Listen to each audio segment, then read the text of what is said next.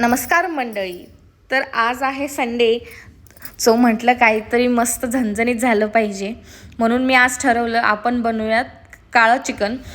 मी आहे कोल्हापूरची, आमच्याकडे जास्त तांबडा आणि पांढरा रस्सा फेमस आहे, पण आज म्हटलं काहीतरी नवीन ट्राय करूया आणि तुम्हाला पण रेसिपी सांगते.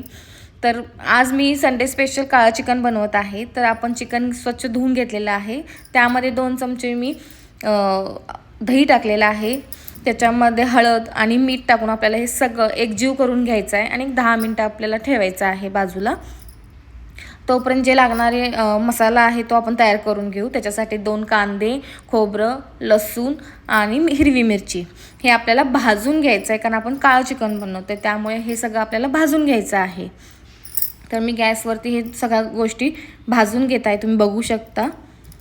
हे व्यवस्थित भाजून घ्यायचं आणि ते भाजल्यानंतर कसं दिसतं तर हे असं दिसेल तुम्हाला. पूर्ण याचाच काळा कलर येतो आणि छान टेस्टला लागतं.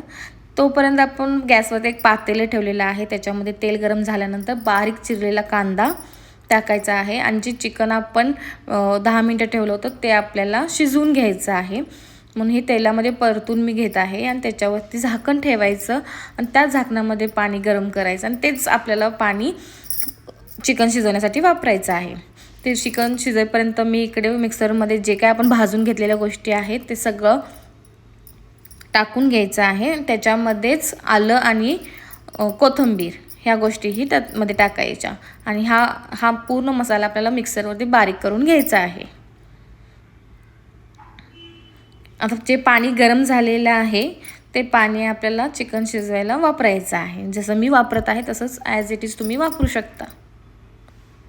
चिकन शिजलेला आहे, मसाला तयार आहे. तर मी गॅसवरती कढई ठेवली. तेल गरम झाल्यानंतर जो मी मसाला बनवला होता तो मी टाकलेला आहे त्याच्यामध्ये. आणि त्याच्यामध्ये मी हळद, मीठ, लाल तिखट जर तुमच्या चवीप्रमाणे तुम्ही वापरू शकता. लाल तिखट, मेन इन्ग्रेडियंट म्हणजेच काळा मसाला. काळा मसाला मी इथं 2 चमचे वापरलेला आहे. त्यानंतर हा कोल्हापूर मसाला आहे, जो की मी सगळ्या भाज्यांमध्ये वापरते कारण मी कोल्हापूरचे आहे. आणि त्याच्यानंतर जे चिकन आपण शिजवलं होतं ते चिकन आपण ह्याच्यामध्ये टाकून घ्यायचं आहे आणि पूर्ण एकजीव करून घ्यायचा आहे. त्याला हे पूर्ण मिक्स करून घ्यायचं. तुम्ही बघू शकता कलर आणि किती टेस्टी दिसत आहे आणि टेस्टी होतं पण. हे तुम्ही नक्की ट्राय करा. हे मी 10 मिनटं शिजवलं हे चिकन परत, आणि त्यानंतर तयार झालेलं माझं हे चिकन.